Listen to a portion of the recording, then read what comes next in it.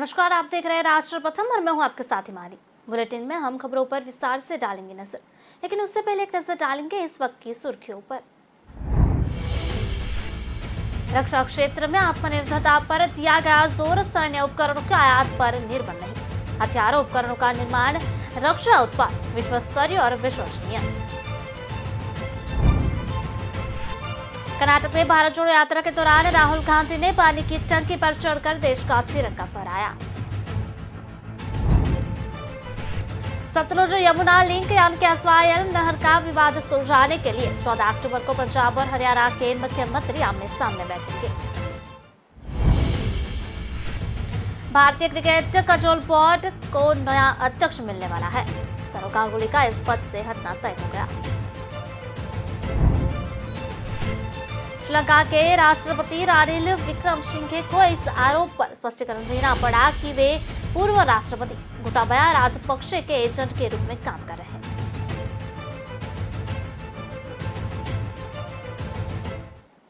तो चलिए बुलेटिन की खबरों को देखते हैं विस्तार से और बात करते हैं। रक्षा मंत्री राजनाथ सिंह ने गुरुवार को कहा कि भारत रक्षा उपकरणों के आयात पर निर्भर नहीं रह सकता और इसे रहना भी नहीं चाहिए। उन्होंने कहा कि सरकार भविष्य के किसी भी सुरक्षा चुनौती से निपटने के लिए तैयार रहने के वास्ते रक्षा उत्पाद में आत्मनिर्भरता हासिल करने को प्रतिबद्ध है। रक्षा मंत्री दुनिया भर में भारतीय मिशनों में तैनात रक्षा अताशे की एक बैठक को संबोधित कर रहे थे। उन्होंने कहा था कि आत्मनिर्भरता का अर्थ दुनिया से अलग थलग रहना नहीं है, बल्कि आधुनिक सेना के माध्यम से राष्ट्रीय सुरक्षा और राजनीतिक स्वायत्तता सुनिश्चित करना है। राजनाथ ने कहा कि भारत विश्व स्तरीय गुणवत्ता वाले और सस्ते हथियारों, उपकरण व प्लेटफॉर्म का निर्माण कर रहा है, जिन्हें दुनिया भर में मान्यता मिल रही है। हमारे रक्षा उत्पाद गुणवत्ता के दृष्टिकोण से न सिर्फ विश्व स्तरीय और विश्वसनीय है, बल्कि अपेक्षाकृत सस्ते भी हैं। रक्षा मंत्री ने कहा कि रक्षा अताशे भारत और मित्र देशों के बीच रक्षा सहयोग में सेतु का काम करते हैं, लिहाजा वे अपनी तैनाती वाले देशों में भारत के रक्षा उद्योग की क्षमताओं का प्रचार प्रसार भी करें। बैठक में सीडीएस जनरल अनिल चौहान और तीनों सेना प्रमुखों ने भी हिस्सा लिया।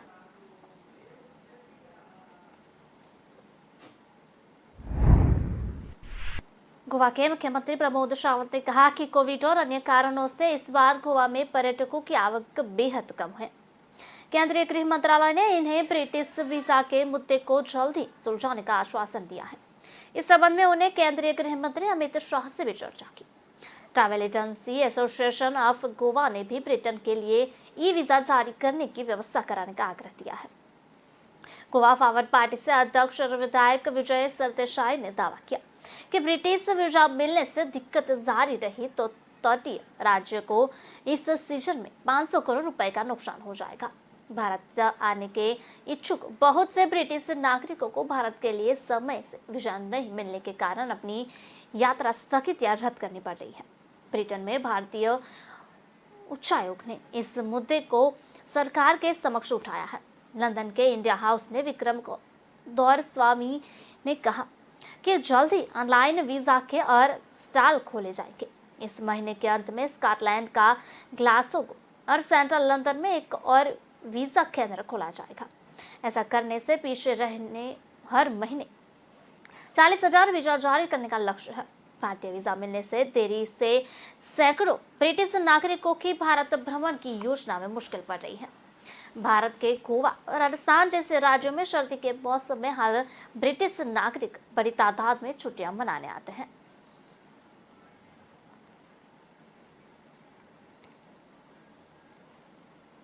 बात करते हैं कर्नाटक में भारत जोड़ो यात्रा के दौरान राहुल गांधी ने पानी की टंकी पर चढ़कर देश का तिरंगा फहराया और इस दौरान उनके साथ पूर्व सीएम सिद्धरमैया और डीके शिव कुमार भी मौजूद थे।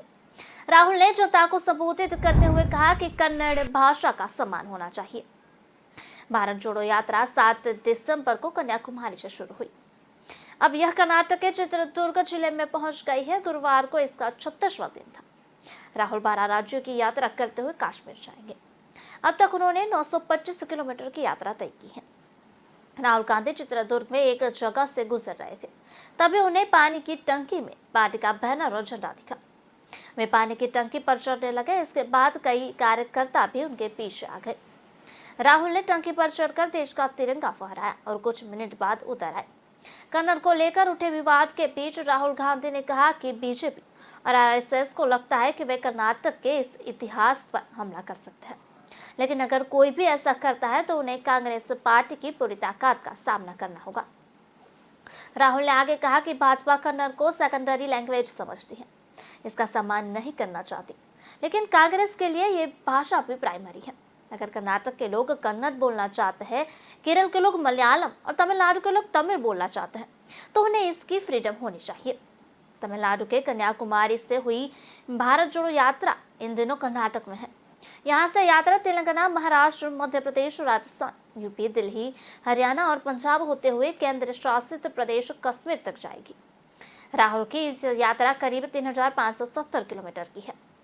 इस यात्रा के जरिए कांग्रेस 372 लोकसभा सीटों पर फोकस कर रही है।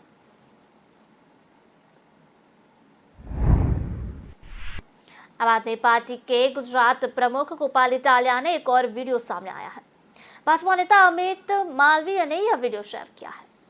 इटालिया ने इस वीडियो में एक बार फिर पीएम नरेंद्र मोदी और उनकी मां के लिए अभद्र भाषा का इस्तेमाल किया। इससे पहले राष्ट्रीय महिला आयोग ने इटालिया के एक वीडियो में प्रधानमंत्री के लिए अभद्र भाषा बोलने को लेकर उन्हें नोटिस जारी किया था। इसका जवाब देने पहुंचे इटालिया ने राष्ट्रीय महिला आयोग अध्यक्ष के ऑफिस में प्रदर्शन किया और इस दौरान इन्हें हिरासत में लिया गया। 3 घंटे बाद उन्हें छोड़ दिया गया। इस वीडियो को लेकर केंद्रीय मंत्री स्मृति ईरानी ने इटालिया पर हमला बोला है। उन्होंने दिल्ली के सीएम अरविंद केजरीवाल को भी निशाने पर लिया। स्मृति ने ट्वीट किया, अरविंद केजरीवाल घटने से मुंह वाले गोपाल इटालिया ने आपके आशीर्वाद से पीएम मोदी की मां हीराबा को गाली दी। मैं कहीं नाराजगी नहीं जताती, मैं यह नहीं दिखाना चाहती कि गुजराती कितने नाराज हैं, लेकिन आप यह जान ले कि जनता ने आपको देख लिया है। आपकी पार्टी को गुजरात चुनाव में नष्ट कर दिया जाएगा। एक हफ्ते के भीतर भाजपा ने इटालिया का तीसरा वीडियो जारी कर हमला बोला है। पहले वीडियो में गोपाल ने नरेंद्र मोदी के लिए अपशब्द कहने के अलावा कई विवादित बातें कही थी। दूसरे वीडियो में इटालिया ने मंदिर और कथाओं को शोषण का अड्डा बताते हुए महिलाओं को वहां न जाने की भी सलाह दी थी।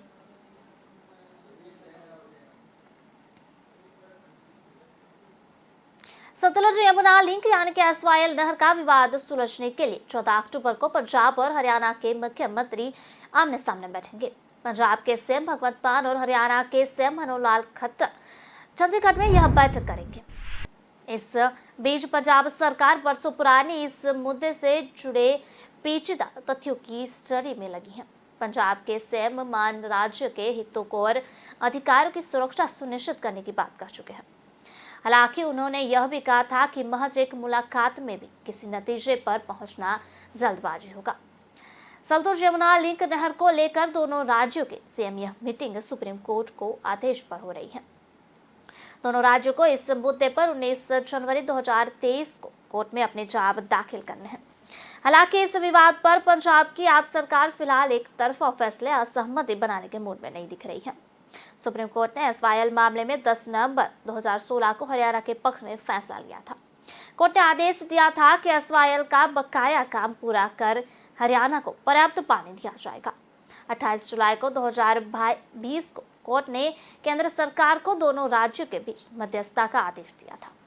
केंद्रीय मंत्री गजेंद्र सिंह शेखावत ने यह मध्यस्थता की, मगर कोई नतीजा नहीं निकला। इस मुद्दे पर पंजाब का स्टैंड बिल्कुल स्पष्ट है। पंजाब की सरकारें समय समय पर कहती रही है कि राज्यों के पास किसी को भी देने के लिए सरप्लस पानी नहीं है। हरियाणा के सीएम मनोहर लाल खट्टर ने इस मुद्दे पर पंजाब के पूर्व सीएम कैप्टन अमरिंदर सिंह से बातचीत की थी, जिसमें कैप्टन ने पंजाब का स्टैंड दोहराया था।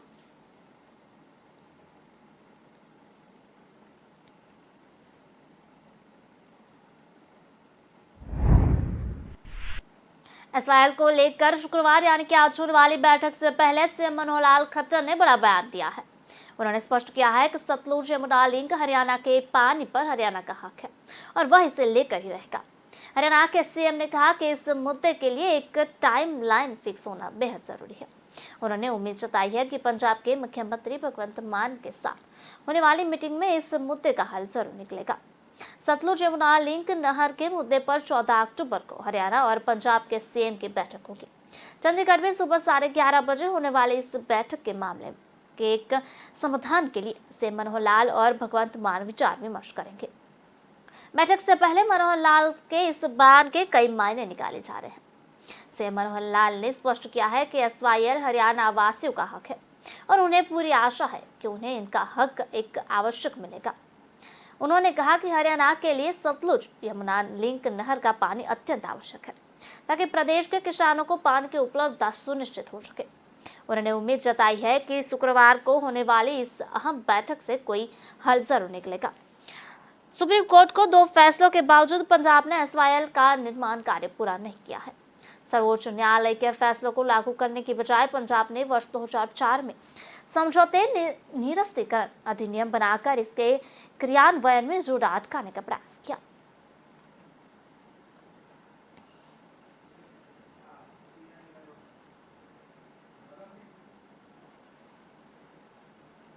भारतीय क्रिकेट कंट्रोल बोर्ड यानी कि बीसीसीआई को नया अध्यक्ष मिलने वाला है। सौरव गांगुली का इस पद से हटना तय हो चुका है। गुरुवार को एक इवेंट के दौरान उन्होंने मीडिया से बातचीत की और कई बड़े संकेत भी दिए। एक रिपोर्ट के मुताबिक इस बार कोई अध्यक्ष पद का चुनाव के लिए गांगुली ने नामांकन भी नहीं भरा है। वहीं पूर्व क्रिकेटर रोजाना बिन्नी के लिए नए अध्यक्ष बनने की चर्चाएं भी जोरों पर है। मंगलवार को बीसीसीआई अध्यक्ष राजीव शुक्ला ने अपना बयान में कहा था कि बिन्नी निर्विरोध चुने जा सकते हैं। हालांकि रिपोर्ट्स में यह भी खबरें आई थी कि गांगुली बीसीसीआई अध्यक्ष पद पर बने रहना चाहते थे, लेकिन बोर्ड के मौजूदा पदाधिकारियों ने इस पर हामी नहीं भरी।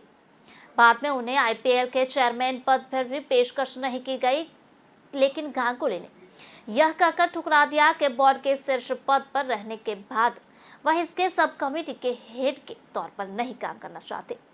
अब इन सभी मामलों पर गांगुली ने बयान दिया है और उन्होंने कहा है कि वह कुछ बड़ा करने की सोच रहे हैं और आगे बढ़ रहे हैं। एक इवेंट में गांगुली ने कहा कि वह लंबे समय से प्रशासक रहे हैं और अब कुछ और करना चाहते हैं। गांगुली ने कहा कि मैं एक प्रशासक रहा हूं और मैं कुछ और काम के लिए आगे बढ़ूंगा। आप जीवन में चाहे तो जो कुछ कर सकते हैं, लेकिन आप भारत के लिए खेलते हैं तो वह सबसे अच्छा दिन होता है। मैं बीसीसीआई का अध्यक्ष रहा हूं और मैं आगे बड़ी चीजें करता रहूंगा। आप हमेशा के लिए खिलाड़ी नहीं हो सकते, आप हमेशा के लिए प्रशासक नहीं हो सकते। दोनों काम करके बहुत अच्छा लगा। मुंबई हाईकोर्ट ने बीएमसी से अंधेरी उपचुनाव के लिए ऋतुजा लटके का इस्तीफा स्वीकार करने को कहा है। इससे उद्धव गुट के लिए राहत के रूप में देखा जा रहा है। कोर्ट ने बीएमसी को कल सुबह 11 बजे तक के इस्तीफे की स्वीकृति वाला पत्र जारी करने का निर्देश दिया है। दरअसल मुंबई की अंधेरी पूर्व सीट पर विधानसभा उपचुनाव में शिवसेना उद्धव बालासाहेब ठाकरे पार्टी ने ऋतुजा लटके को उम्मीदवार बनाया है। ऋतुजा बीएमसी में कार्यरत है। उम्मीदवार के ऐलान के बाद उन्होंने बीएमसी को अपना इस्तीफा सौंप दिया, पर वह अब तक स्वीकृत नहीं हुआ है। इस बीच उन्होंने बुधवार को बम्बई हाईकोर्ट का रुख कर बम्बई नगर निकाय बीएमसी को उनका इस्तीफा स्वीकार करने का निर्देश देने का अनुरोध किया था। ऋतुजा ने अपनी याचिका में कहा कि ऐसा प्रतीत होता है कि नगर निकाय उनका इस्तीफा स्वीकार करने में देरी कर रहा है ताकि वह 3 नवंबर को होने वाले उपचुनाव में मैदान में नहीं उतर सके। उन्होंने कोर्ट से उपचुनाव के लिए नामांकन दाखिल करने की अनुमति देने का भी अनुरोध किया। उपचुनाव के लिए नामांकन दाखिल करने की आखिरी तारीख 14 अक्टूबर है।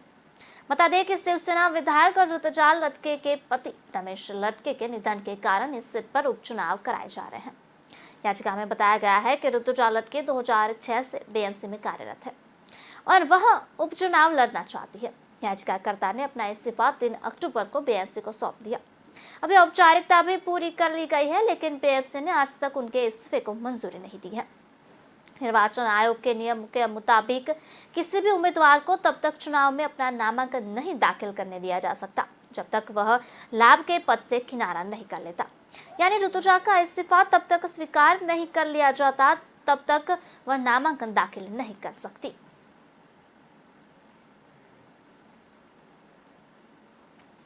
बुलेटिन में समय हो चला है ब्रेक का। मिलते एक छोटे से ब्रेक के बाद। रात के 2 बजे, दिन के 12 बज गए। Say goodbye to the 1950s की टेक्नोलॉजी वाले मेमोरी फोम मैटर्स को। Meet India's first and only smart grid mattress. इसकी patented technology देs softness that relaxes your pressure points and firmness that supports your back. Memory foam में बकवास. The Sleep Company mattress is झक्कास. Log on to the sleepcompany.in. दिल का परिंदा उड़ चला, अंदाज अपना मन चला, खुद की तो सुन ले, जी भर के जी ले, रुकना ना तू अब ठहर। Lyra, Lyra, anytime, anywhere. Lyra, everybody loves to wear. Lyra, anytime, anywhere. Gujarat में अंधविश्वास के चलते बेटी की हत्या का मामला सामने आया है। पिता और ताऊ को शक था कि लड़की को भूत लगे है। ऐसे में लड़की को गन्ने में खेद कर बांध कर पीटा। एल्टस एयर का डिफ्लिफ्टर बोइंग 740 विमान का मैनेजरिंग गियर टायर टेक के ऑफर करते विमान से अलग हो गया। हादसा मंगलवार को इटाली के टोरंटो एयरपोर्ट में हुआ। पत्रकार राणा अयूब पर चैरिटी के नाम पर लोगों से अवैध तरीके से फंड जुटाने का आरोप है। प्रवर्तमान निदेशालय यानी कि ईडी उनके खिलाफ चार्जशीट दाखिल की। जम्मू कश्मीर के केंद्र सरकार किसान सम्मान निधि की साल भर की रकम एडवांस देने की तैयारी में है। यह रकम 18 लाख खातों में सीधी ट्रांसफर होगी। कांग्रेस अध्यक्ष पद को लेकर 5 उम्मीदवार शशि थरूर और मल्लिकार्जुन खड़गे के बीच जबरदस्त टक्कर चली है। बात करते हैं श्रीलंका के राष्ट्रपति रानिल विक्रमसिंघे को इस आरोप पर स्पष्टीकरण देना पड़ा कि वे पूर्व राष्ट्रपति गोटाबाया राजपक्षे के एजेंट के रूप में काम कर रहे हैं। विक्रमसिंघे ने यूनाइटेड नेशनल पार्टी के एक आधिकारिक सार्वजनिक बयान जारी कर इसका भी खंडन किया है।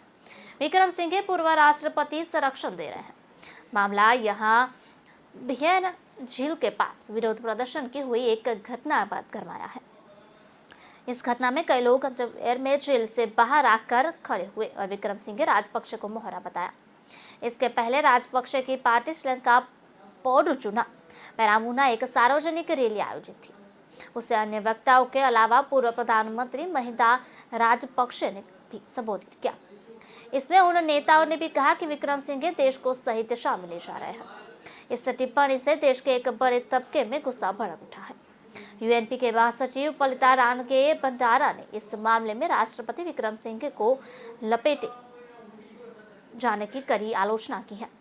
उन्होंने कहा कि परिवार को संरक्षण देने का आरोप लगा रहे हैं। उन्हें ये बात याद रखनी चाहिए कि विक्रमसिंघे ने उनका पुनर्वास किया है, वरना ऐसे नेताओं का हाल हो गया था कि वे अपने घर से भी बाहर निकल नहीं सकते थे। भंडारा कहा लोग बिहरे जेल पर आए और उधर नेताओं को इसे अनिल विक्रमसिंघे का शुक्रगुजार होना चाहिए कि आज वे सुरक्षित अपने वाहनों में बैठकर संसद पहुंचते हैं या रैलियों को संबोधित करने चले जाते हैं। हाल में कई विपक्षी नेताओं ने ये बात कही है कि विक्रमसिंघे को राजपक्षे परिवार ने कैद कर रखा है। जनविद्रोह के बाद गोटाबाया राजपक्षे ने राष्ट्रपति पद छोड़ दिया था। उसके बाद श्रीलंका की संसद ने विक्रमसिंघे को राष्ट्रपति चुना। उन्हें एसएलपीपी के समर्थन निर्वाचित किया गया।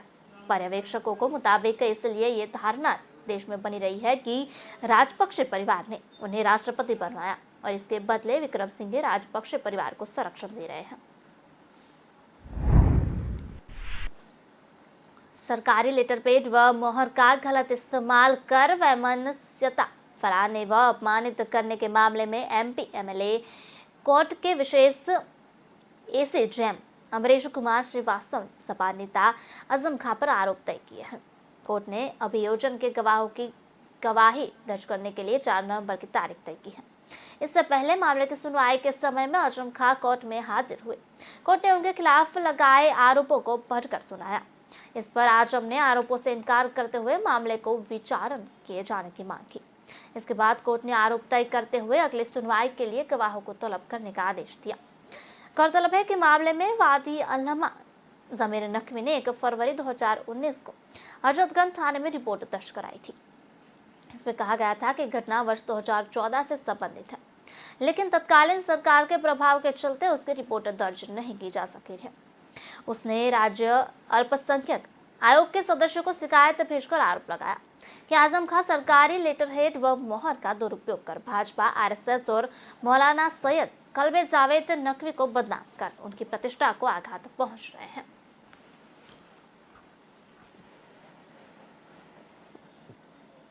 गुजरात में अंधविश्वास के चलते बेटी की हत्या का मामला सामने आया है।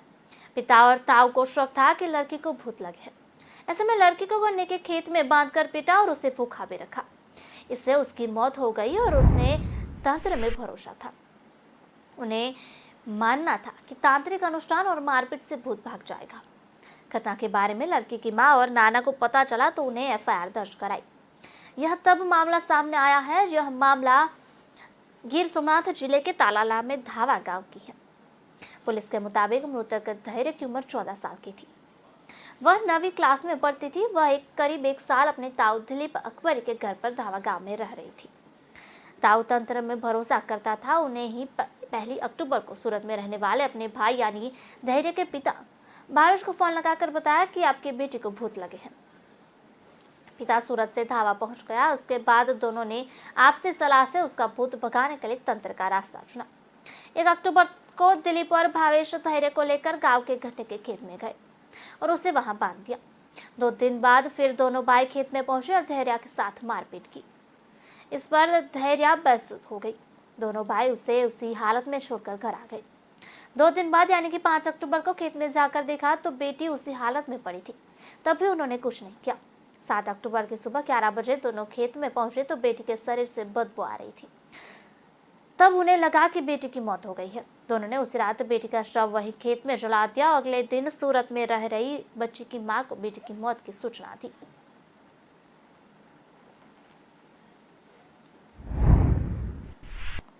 रायगढ़ में आयोजित छत्तीसगढ़ ओलंपिक के तहत कबड्डी प्रतियोगिता में एक खिलाड़ी की मौत हो गई है। खेलते खेलते पचकनी देने के दौरान वह सिर के बल गिर गया, फिर उठा ही नहीं। इसके बाद इलाज के लिए उसे रायगढ़ भी ले जाया गया, लेकिन रास्ते में ही उसने अपना दम तोड़ दिया। सीएम भूपेश बघेल ने मृतक खिलाड़ी ठंडाराम मालकार के परिजनों को 4 लाख रुपए का मुआवजा देने की घोषणा की है। पूरी घटना खरघोड़ा के भालूपुर गांव की है।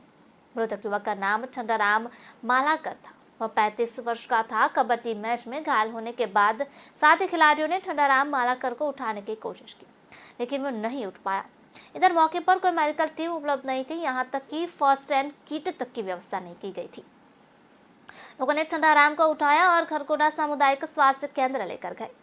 वहीं उसकी गंभीर हालत को देखकर खिलाड़ियों को रायगढ़ रेफर कर दिया गया।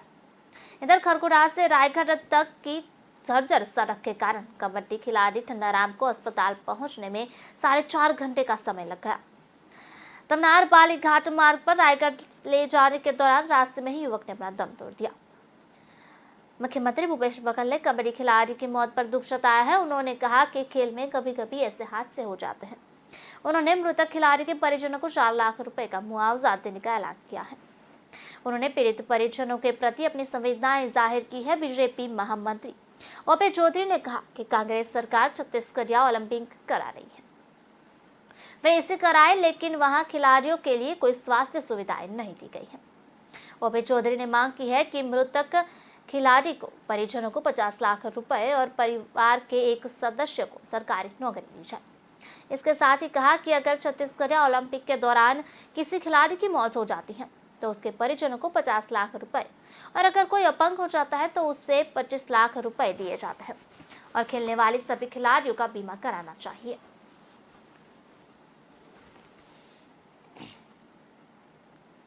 एटलस एयर का ड्रीम लिफ्टर बोइंग 747 विमान को main landing gear tyre take off करते ही विमान से अलग हो गया।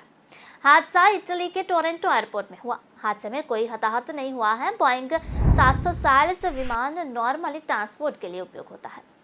बोइंग ने बताया कार्गो विमान से अमेरिका के चार्ल्स इंटरनेशनल एयरपोर्ट पर सेफ लैंडिंग की। हादसे की वजह से जांच की जा रही है। बोइंग 747 कार्गो विमान में 18 टायर होते हैं। यही वजह है कि विमान दूसरे एयरपोर्ट पर सेफ लैंडिंग कर सका। जो टायर विमान से अलग हुआ उसका वजन करीब 100 किलो था। रिपोर्ट्स के मुताबिक विमान से अलग हुआ टायर एयरपोर्ट के पास एक अंगूर के खेत से मिला। हादसे में सोशल मीडिया पर एक वीडियो भी वायरल हुआ है। इसमें टेक ऑफ करते ही एक टायर विमान से अलग होकर रनवे पर गिरता दिखाई दे रहा है। वीडियो में विमान में धुआं निकलता हुआ भी दिखाई दे रहा है।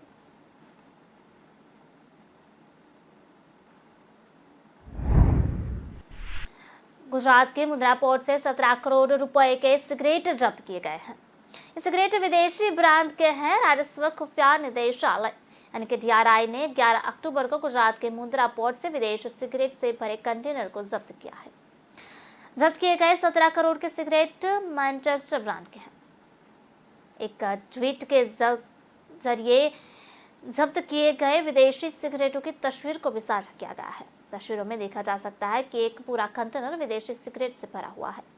मिली जानकारी के अनुसार विदेशी ब्रांड से इस मैनचेस्टर सिगरेट की कीमत करीब 17 करोड़ रुपए है।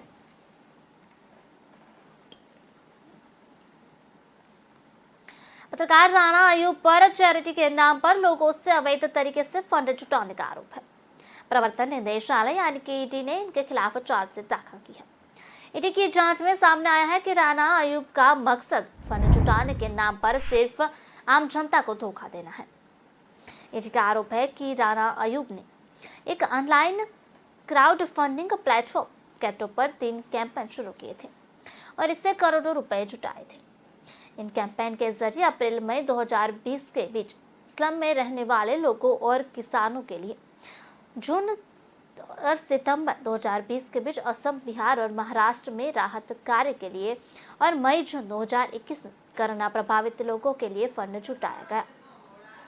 इसी दौरान राणा अयूब को 2.69 करोड़ रुपए का डोनेशन मिला, जिसमें 80.49 लाख रुपए फॉरेन करेंसी में आए। इसके बाद इनकम टैक्स डिपार्टमेंट ने फॉरेन कंट्रीब्यूशन रेगुलेशन एक्ट का उल्लंघन करने का आरोप में राणा अयूब के खिलाफ जांच शुरू की। उसके बाद अयूब ने फॉरेन डोनेशन लौटा दिया। ईडी के मुताबिक ऑनलाइन प्लेटफॉर्म पर जो फंड जुटाया गया वह पहले अयूब के पिता और बहन के अकाउंट में आएगा और यहां से अयूब के पर्सनल अकाउंट में ट्रांसफर किया गया। इसमें से 50 लाख रुपए लेकर अयूब ने अपने लिए फिक्स्ड अकाउंट खोला, जबकि 50 लाख रुपए दूसरे बैंक अकाउंट में ट्रांसफर कर दिए। सिर्फ 29 लाख रुपए राहत कार्य में इस्तेमाल किए।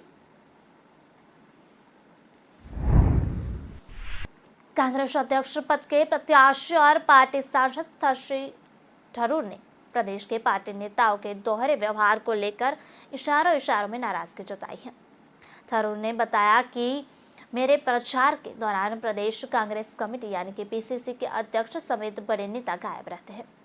वहीं मल्लिकार्जुन खड़गे के कैंपेन के दौरान यही नेता उनके साथ बैठते हैं।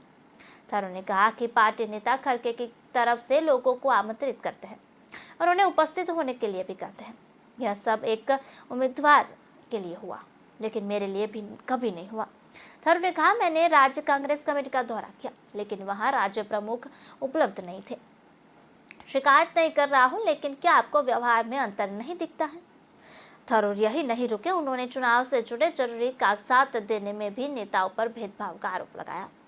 उन्होंने कहा कि उन्हें सोमवार यानी कि 17 अक्टूबर को होने वाले चुनाव में मतदान करने वाले कांग्रेस प्रतिनिधियों की एक अधूरी सूची मिली है। साथ ही उन्हें संपर्क करने के लिए सूची में कोई फोन नंबर भी मिले नहीं है।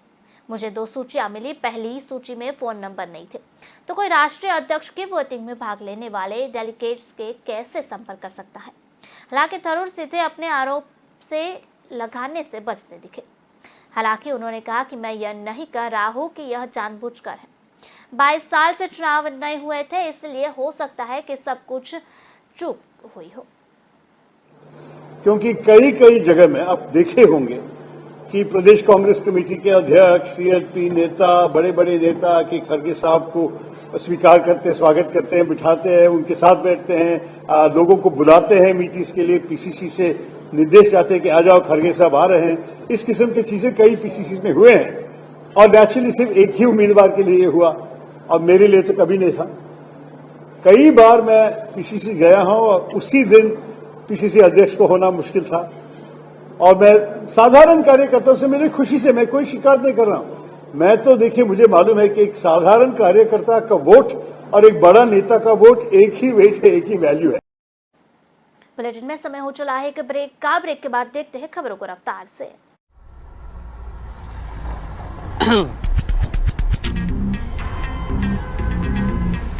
लड़की की जल्दबाजी का जो बोझ है इसे दुनिया नहीं समझ सकती। ये कैब से जाएगी, ये ऑटो से जाएगी। इसके मोबाइल पर ऐप खुला हुआ है, ये कैब से जाएगी। इसका एक हाथ हवा में है, ये ऑटो से ही जाएगी। कैब से, ऑटो से, कैब से, ऑटो से, कैब, ऑटो, कैब। ऑटो। या खुदा, ये तो रैपिडो से जाएगी। रैपिडो से।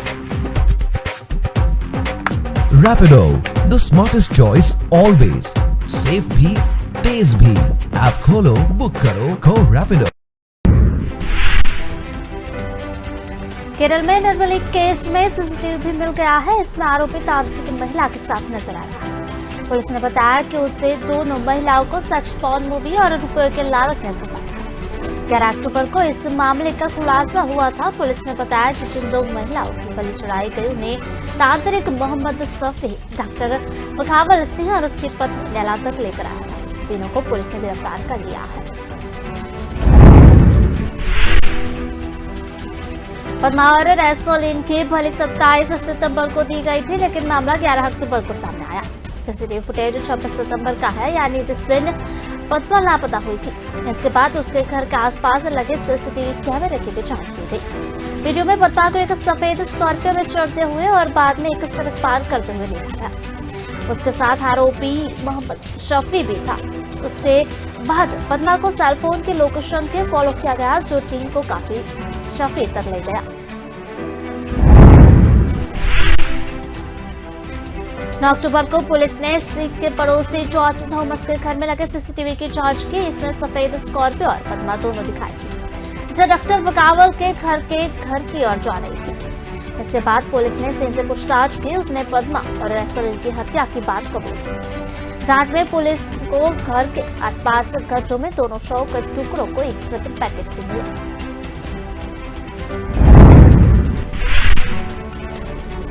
कस्टम विभाग ने बताया कि सोना तस्करी मामले में 7 यात्रियों को गिरफ्तार कर लिया गया है। उनके पास से 22 लाख रुपए की विदेशी मुद्रा भी जब्त की गई है।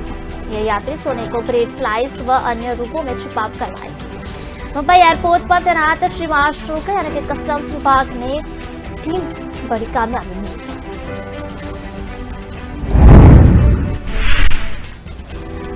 टीम ने 11 व 12 अक्टूबर को 4 अलग अलग मामलों में कार्रवाई कर 15 किलो सोना जब्त किया है। इसकी कीमत 7.27 करोड़ रुपए है।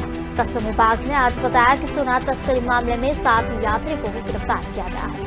उसके पास से 22 लाख रुपए की विदेशी मुद्रा भी जब्त की गई है। ये यात्री सोने की ब्रेड को स्लाइस व अन्य रूपों में छिपा कर लाए थे।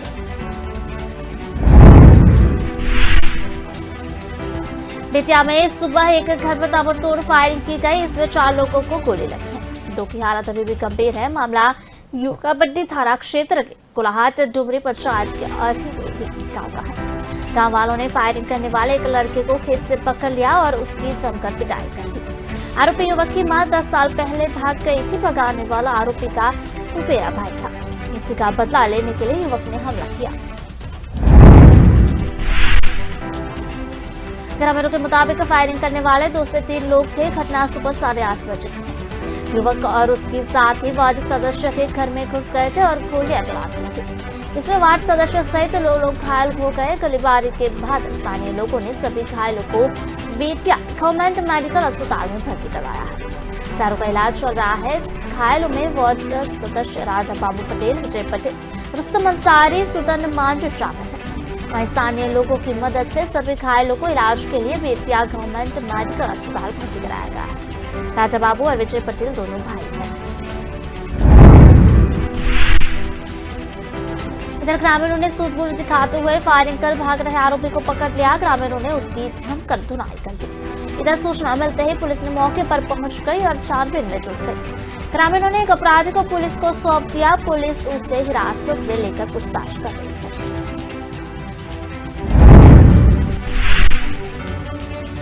पुलिस का कहना है कि बेतिया सदर डीएसपी मुकुल परिमल पांडे सहित आधा दर्जन थाने की पुलिस घटनास्थल पर पहुंच अन्य आरोपी की गिरफ्तारी के लिए इलाके में सर्च अभियान चला रही है। इधर मामले में बेतिया एसपी उपेंद्र नाथ वर्मा ने कहा कि पारिवारिक विवाद में गोलीबारी हुई है। इसमें 4 लोगों को गोली लगी हुई है और एक आरोपी को गिरफ्तार कर लिया गया है। उसके पास से हथियार भी बरामद किया गया है। पूछताछ कर मामले में आगे की कार्रवाई चल रही है।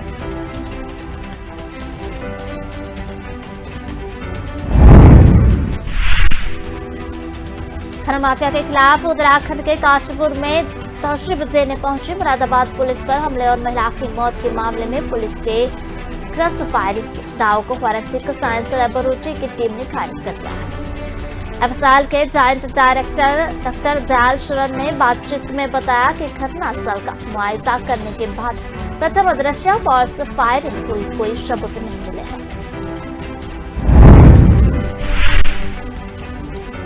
मुरादाबाद पुलिस ने कहना है कि उनकी टीम में फायरिंग नहीं है। पुलिस वालों को बंधक बनाकर दूसरी तरफ से फायरिंग की गई है। डॉक्टर दयाल शरण ने बताया कि जांच में एक तरफा गोली चलाने के संकेत मिले हैं। मौके से पिस्तौल की टोपी बरामद की गई है। वहीं पुलिस का सर्विस वेपन भी मिला है।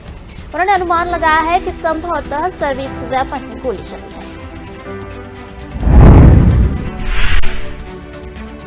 मौके से फिंगरप्रिंट और बालों का सैंपल लेकर जांच के लिए भेजा गया है। उधर उधम सिंह नगर के एसएसपी मंजुनाथ सिटी ने एफएलएस की प्रारंभिक जांच को नकार दिया है। मंजुनाथ ने कहा कि इतनी जल्दी नतीजे पर पहुंचना सही नहीं। रिपोर्ट आने में वक्त लगता है। हम एफएसएल का जॉइंट डायरेक्टर के बाद से सहमत हैं। इस टीम का काम सिर्फ सबूत इकट्ठा करना था। देहरादून से विस्तृत रिपोर्ट आएगी।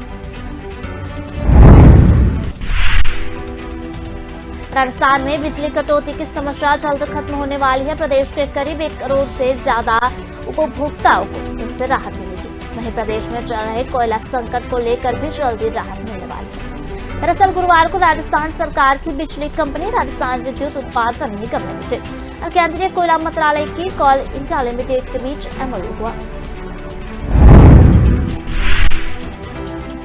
इस एमओयू के तहत कोल इंडिया राजस्थान में 1190 मेगावाट कैपेसिटी का सोलर प्रोजेक्ट लगाएगी। इसमें 5400 करोड़ का निवेश होगा।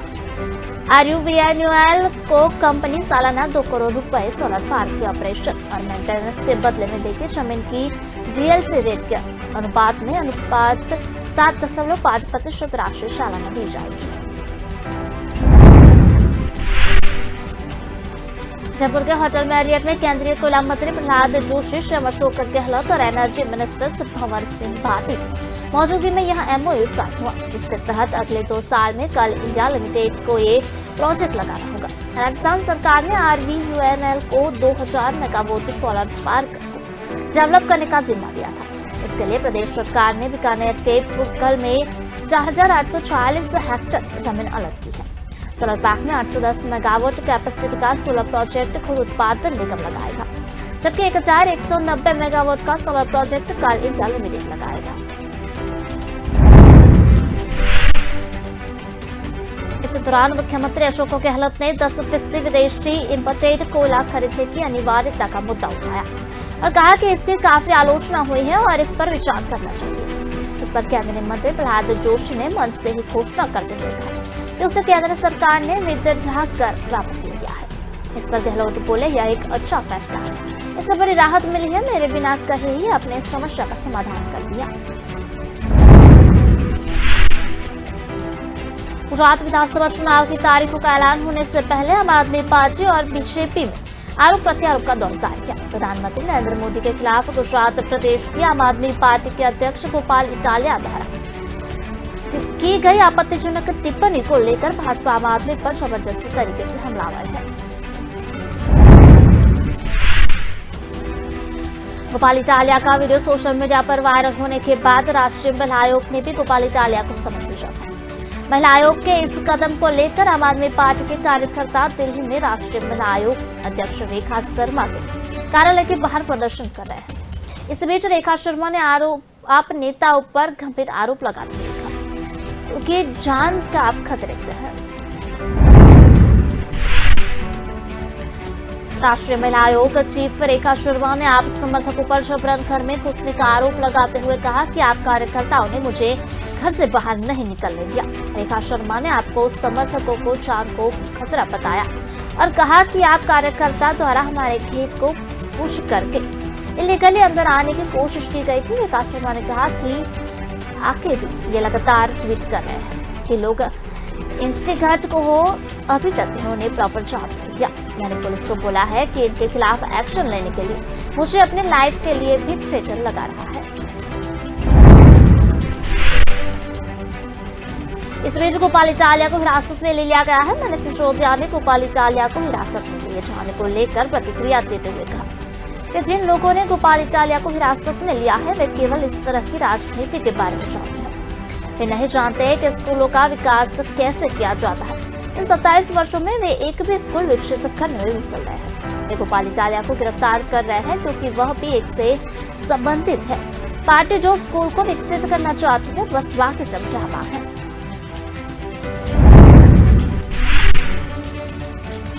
कर्नाटक में शैक्षणिक संस्थानों में हिजाब बैन से जुड़े मामले में सुप्रीम कोर्ट ने 13 सितंबर को अपना फैसला सुना है। कोर्ट ने कहा कि मामला उचित दिशा निर्देश के लिए भारत के मुख्य न्यायाधीश के पास भेजा गया है। सुप्रीम कोर्ट के फैसले के बाद संभल के सांसद शफीकुर रहमान बर्क ने हिजाब को जरूरी बताते हुए कहा कि बेपर्दा होकर घूमेगी और औरतों को आवारगी बनेगी। हिजाब पर शफीकुर रहमान बर्क ने बयान से विवाद पैदा हो गया है। बर्क का कहना है कि हिजाब पर पाबंदी नहीं लगनी चाहिए। हिजाब मजहबी है, इस्लाम का मामला है। शफीकुर रहमान बर्क ने कहा कि बेपर्दा होने से आवारगी बढ़ती है। हिजाब बैन होने से समाज और इस्लाम को नुकसान होगा। इस्लाम के अंदर मुसलमान लड़कियों और महिलाओं के लिए हिजाब का हुक्म दिया गया है कि वो पर्दे में रहें और बेपर्दा होकर बाजारों में गलियों में न घूमें।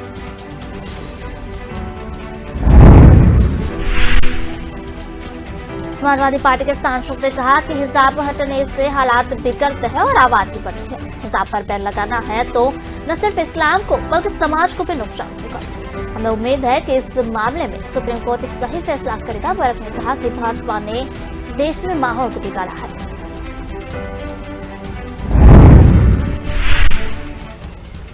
यूपी के पूर्व कैबिनेट मंत्री मोहसिन रजा ने शफीकुर रहमान बर्क को बयान के गैर जिम्मेदाराना बताते हुए कहा कि इसके लिए उन्हें माफी मांगनी चाहिए। वह देश की लड़कियों को पढ़ते हुए नहीं देखना चाहते और तालिबानी समर्थक रहे हैं। दुर्भाग्य से वह संसद के सदस्य जो इस तरह की भाषा बोलते हैं। 4 सेवानिवृत्त जजों और भारत के एक पूर्व गृह सचिव ने साल 2020 में दिल्ली के उत्तर पूर्वी इलाके में हुए सांप्रदायिक दंगों पर एक रिपोर्ट जारी की। रिपोर्ट के मुताबिक एक सोच समझी रणनीति के तहत मुस्लिम विरोधी नैरेटिव को फैलाया गया, जिससे हिंसा भड़क उठी। इसमें कहा गया कि नफरत भरे नैरेटिव और संदेशों के प्रचार में मीडिया ने भी अहम भूमिका निभाई। रिपोर्ट में कहा गया है कि सार्वजनिक विमर्श में नफरत भरे संदेशों का हिंसा से सीधे संबंध है। ऐसा लगता है कि नफरत से भरी सामग्री के प्रसार को रोकने या इन्हें फैलाने वालों के खिलाफ कार्रवाई करने के लिए संस्थागत इच्छा शक्ति की भारी कमी है। सोशल मीडिया पर खतरनाक सामग्री को कंट्रोल या रेगुलेट करने के साथ ही स्वतंत्र विचारों को जगह देना एक चुनौती है। रिपोर्ट ने दिल्ली पुलिस की जांच पर गंभीर सवाल उठाए हैं। इस रिपोर्ट में दिल्ली पुलिस के अलावा केंद्रीय गृह मंत्रालय, दिल्ली सरकार और मीडिया की भूमिका पर कई सख्त टिप्पणी हो चुकी है। इसमें कहा गया है कि ऐसा लगता है कि ये विरोधी प्रदर्शन के दौरान हिंसा को भड़काना और मुस्लिम समुदाय के खिलाफ नफरत पैदा करना कई मुख्य धारा अंग्रेजी और हिंदी समाचार चैनलों द्वारा दिखाई जाने वाली खबरों का परिणाम है। पूर्व जजों की कमेटी ने अपनी रिपोर्ट का नाम uncertain justice A citizens committee report on the north east Delhi violence 2020 रखा है। 171 पत्रों की इस रिपोर्ट को 3 हिस्सों में बांटा गया है। पहले हिस्से में इस बात की जांच की गई है कि दंगों से पहले किस तरह का सांप्रदायिक माहौल बनाया गया, दंगों के दौरान क्या हुआ, पुलिस और सरकार का रोल कैसा रहा।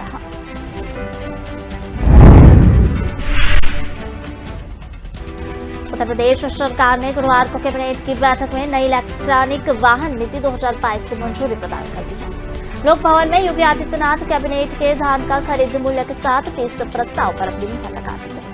मुख्यमंत्री योगी आदित्यनाथ की अध्यक्षता में संपन्न कैबिनेट की बैठक में 30 प्रस्ताव पर मुहर किया। कैबिनेट ने नई इलेक्ट्रॉनिक वाहन नीति 2020 को मंजूरी दे दी है और इसके अंतर्गत इलेक्ट्रॉनिक वाहनों को 15% सब्सिडी भी मिलेगी।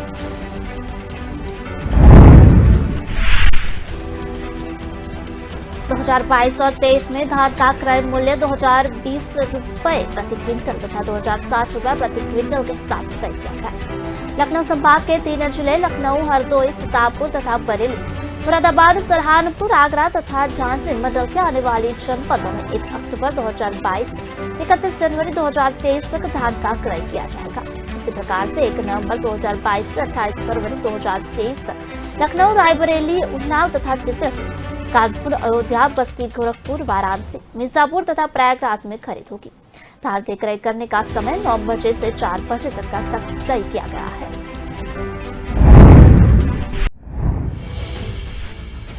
छत्तीसगढ़ में मानसून का साथ अभी लंबा खींचेगा। सामान्य तौर पर दक्षिण पश्चिम मानसून वापस लौटते हुए 11 अक्टूबर तक प्रदेश की सीमाओं से बाहर निकल जाते हैं। अमेरिका में गोलीबारी की घटनाएं रुकने का नाम ही नहीं ले रही है। अब यहाँ नॉर्थ कैरोलिना में के रेले में गुरुवार रात फायरिंग की घटना हुई। वाया शाहजदापुर मार्ग पर सिंधौली स्थित खनौत नदी पुल पर बृहस्पतिवार शाम को शॉर्ट सर्किट से कार में आग लग गई। कस्टम विभाग ने मुंबई एयरपोर्ट से 15 किलो सोना और 22 लाख की रुपए वैल्यू की विदेशी मुद्रा को जब्त किया है। कस्टम विभाग ने बीते 24 घंटे में इतनी बड़ी कार्रवाई की है। आदित्यनाथ कैबिनेट में दी गई मंजूरी। नई इलेक्ट्रिक वाहन नीति 2022 को दी मंजूरी। 29 अन्य प्रस्ताव पास किए गए। बात करते हैं जम्मू कश्मीर में केंद्र सरकार किसान सम्मान निधि की साल भर की रकम एडवांस देने की तैयारी में है। यह रकम 18 लाख खातों में सीधे ही ट्रांसफर किए जाएंगे।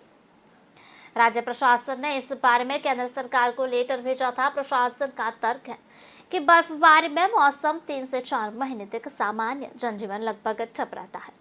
इसलिए न सिर्फ किसान सम्मान निधि बल्कि 4 महीने का राशन और एलपीजी सिलेंडर भी एक साथ दिए जाने चाहिए। केंद्रीय गृह मंत्रालय के सूत्रों ने बताया कि 4 महीने का राशन और इतनी ही अवधि के लिए 2 से 3 एलपीजी सिलेंडर की आपूर्ति के आदेश जारी कर दिए गए हैं। किसान सम्मान निधि की तीनों किस्तें एक साथ देने का फैसला होना अभी बाकी है।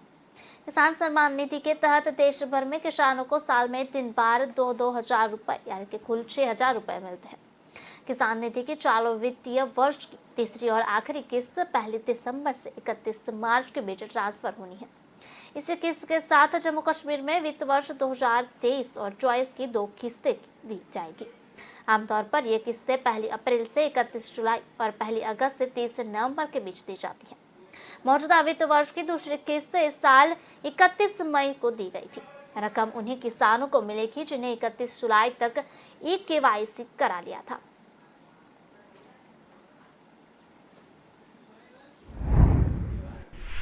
छत्तीसगढ़ इन्फोटेक प्रमोशन सोसाइटी यानी कि चिप्स के चीफ IAS समीर बिश्नोई की पत्नी ने शंभुपेंद्र बघेल से मुलाकात की।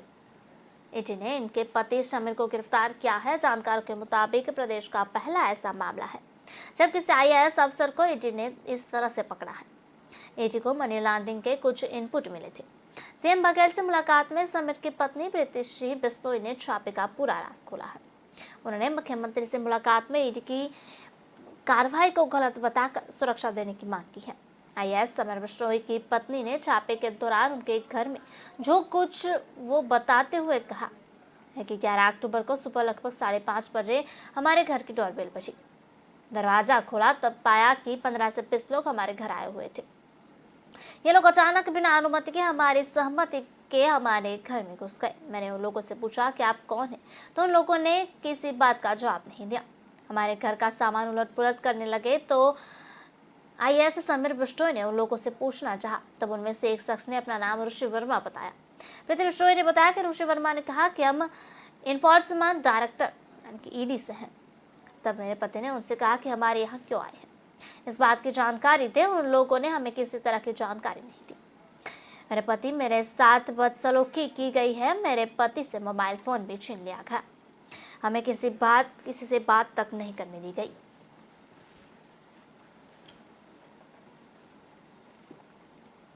बात करते हैं कांग्रेस अध्यक्ष पद को लेकर 5 उम्मीदवार शशि थरूर और मल्लिकार्जुन खड़गे के बीच जबरदस्त टक्कर चल रही है। इस बीच राजस्थान के मुख्यमंत्री अशोक गहलोत ने उम्मीद जताई है कि कांग्रेस अध्यक्ष पद के चुनाव में मतदाता वरिष्ठ नेता मल्लिकार्जुन खड़गे को वोट देंगे। गहलोत का कहना है कि खड़गे का पार्टी के नेताओं और कार्यकर्ताओं से खास जुड़ाव है। गहलोत ने खड़गे का पार्टी कार्यकर्ताओं और नेताओं के साथ खास संबंध है। वो सभी विपक्षी दलों को साधने में सक्षम है, जिसकी आज जरूरत है। गहलोत ने उम्मीद जताई है कि सभी मतदाता मल्लिकार्जुन खड़गे को भारी बहुमत से सफल होने में मदद करेंगे। कांग्रेस अध्यक्ष पद के लिए मतदान 17 अक्टूबर को होना है और मतगणना 19 अक्टूबर को होगी। मल्लिकार्जुन खड़गे और शशि थरूर कांग्रेस अध्यक्ष पद के लिए चुनाव लड़ रहे हैं। गहलोत ने यह भी कहा है कि कांग्रेस पार्टी एक बार फिर पुनर्जीवित होगी और एक मजबूत विपक्षी दल के रूप में उभरेगी। उन्होंने कहा कि खड़गे पार्टी के अनुभवी नेता हैं, जिन्होंने 9 विधानसभा चुनाव और 2 लोकसभा चुनाव जीते और राज्यसभा में विपक्ष के नेता थे। राजस्थान के मुख्यमंत्री गहलोत की यह टिप्पणी शशि थरूर द्वारा पार्टी नेताओं द्वारा असमान व्यवहार करने के दावों के बाद आई है। थरूर ने दावों का खंडन करते हुए मल्लिकार्जुन खड़गे ने कहा कि पार्टी में दोनों नेताओं के बीच कोई मतभेद नहीं है।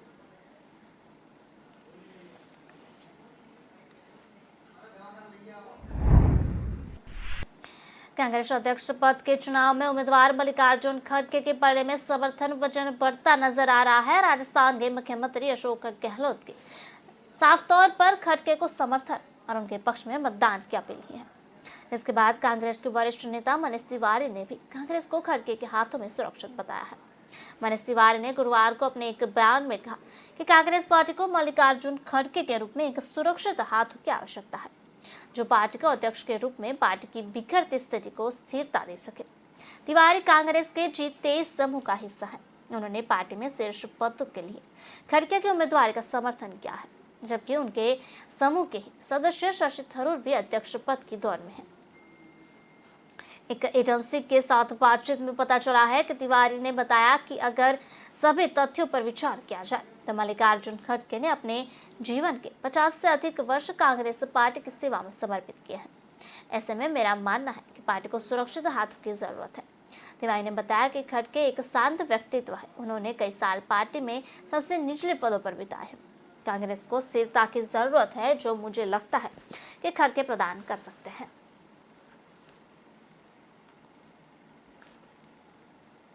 छत्तीसगढ़ में मानसून का साथ अभी लंबा खींचेगा। सामान्य तौर पर दक्षिण पश्चिम मानसून वापस लौटते हैं। वह 11 अक्टूबर तक प्रदेश की सीमाओं के बाहर निकल जाता है। इसकी वजह से इस महीने में औसतन 35.6 मिलीमीटर की औसत बरसात होती है, लेकिन इस बार बरसात पीछे लौटते हुए नहीं दिख रही है। 13 अक्टूबर की सुबह तक प्रदेश में 56 मिलीमीटर बरसात हो चुकी है। यह सामान्य से 64% ज्यादा है। मौसम विज्ञानी HP चंद्रा ने बताया कि सामान्य तौर पर छत्तीसगढ़ में मानसून का आगमन 10 जून होता है। वहीं विदाई 11 अक्टूबर तक। रायपुर में मानसून की विदाई की सामान्य तिथि 9 अक्टूबर मानी जा रही है, लेकिन पिछले साल में ऐसा केवल 2 बार देखा गया है। एक बार 2018 में मानसून की वापसी 5 अक्टूबर को हो गई थी। वहीं 2019 में इसकी वापसी 10 अक्टूबर को हुई। शेष 8 वर्षों में मानसून की वापसी हमेशा 11 अक्टूबर के बाद ही हुई है। 2011 में तो 24 अक्टूबर तक मानसून बना हुआ था। इस बार भी मानसून के लंबा खींचने की संभावना बनी रही है। रायपुर स्थित कई जिलों में गुरुवार को भी मध्यम स्तर की बरसात दर्ज हुई है। आगे भी बरसात जारी रखने के संकेत मिल रहे हैं। मौसम विज्ञानियों का कहना है कि मानसून की विदाई रेखा अभी भी उत्तरकाशी, नजीबाबाद, आगरा, ग्वालियर, रतलाम और भरूच तक स्थिर है। पिछले 2 दिनों से उसकी स्थिति वही बनी है। ऐसे में इसके महीने में आखिर में ही पूरी तरह वापस लौट पाने का अनुमान है।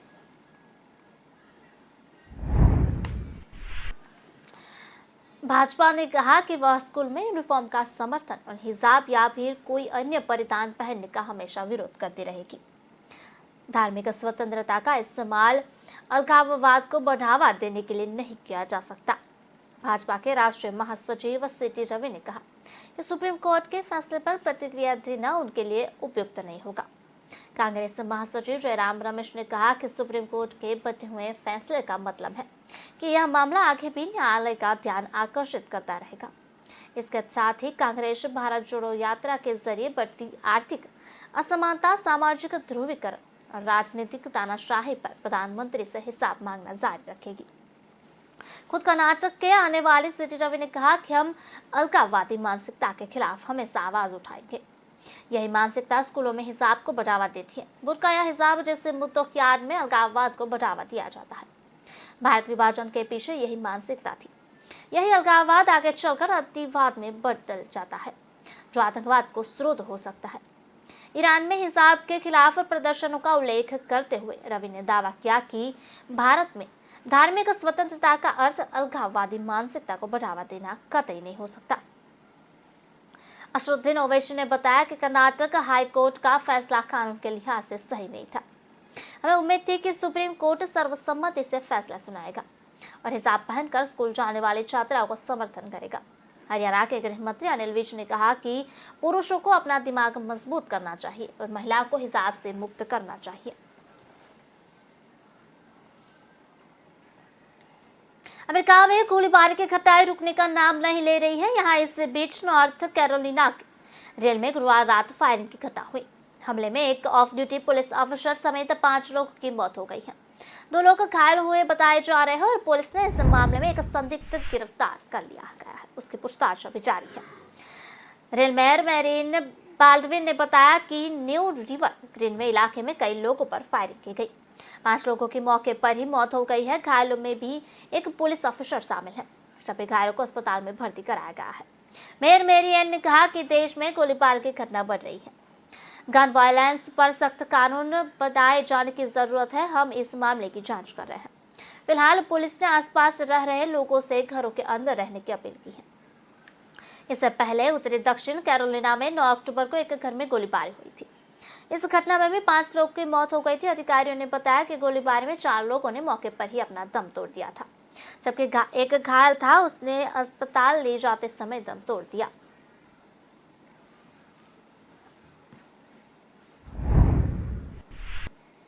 चीन के फाइनेंशियल हब के नाम से मशहूर शंघाई में कोविड केस बढ़ने के बाद स्कूल, कॉलेज में और अन्य संस्थानों को बंद कर दिया गया है। एक रिपोर्ट के मुताबिक बुधवार को शंघाई में कोविड के 40 मरीज मिले, जो पिछले 3 महीनों में सबसे ज्यादा है। 2 मरीजों को छोड़कर अन्य सभी क्वारंटाइन है। कम्युनिटी ट्रांसफॉर्मेशन की आशंका को देखते हुए इस सप्ताह शंघाई के 16 में से 5 जिलों में लोगों का कोविड टेस्ट कराने के लिए लॉकडाउन लगा दिया गया। रिपोर्ट के मुताबिक फिलहाल जिन 5 जिलों में लॉकडाउन लगाया गया है उसमें पुरोंग भी शामिल है। यहाँ कोविड की शुरुआत में सबसे ज्यादा संक्रमित मिले थे। इन जिलों में बार, जिम, थिएटर और अन्य एंटरटेनमेंट वेन्यू बंद कराए गए। संक्रमण फैलने के डर से स्कूल आने से बच्चों को मना कर दिया गया। इस पर लोकल प्रशासन ने कहा कि स्कूलों को बंद करने का कोई आदेश जारी नहीं किया गया है। संक्रमण के खतरे को देखते हुए सिर्फ भीड़ वाली जगहों को बंद कराया गया है। चीन में 16 से 18 अक्टूबर तक राष्ट्रीय कांग्रेस का 20वां सम्मेलन होने वाला है। ये सम्मेलन 5 साल में एक बार होता है। चर्चा है कि राष्ट्रपति शी जिनपिंग इससे सम्मेलन में अपना कार्यकाल बढ़ाने की घोषणा कर सकते हैं। ऐसे में कोविड केस में बढ़ोतरी ने स्थानीय प्रशासन की चिंता बढ़ा दी है।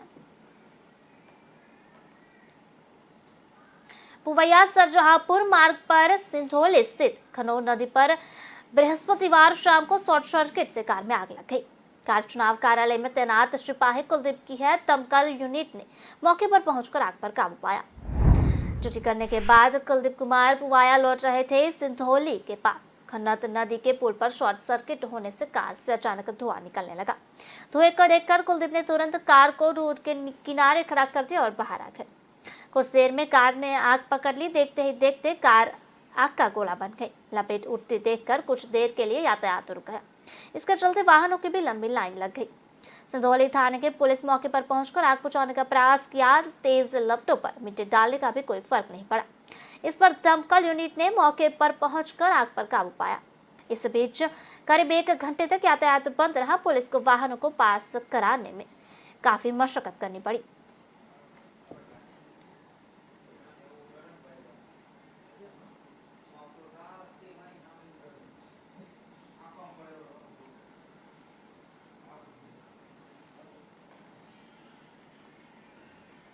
फिलहाल खबरों में बस इतना ही। विस्तार से खबरें पढ़ने के लिए आप हमारी वेबसाइट का भी प्रयोग कर सकते हैं हमारी वेब का पता है www.kalamkartavya.com।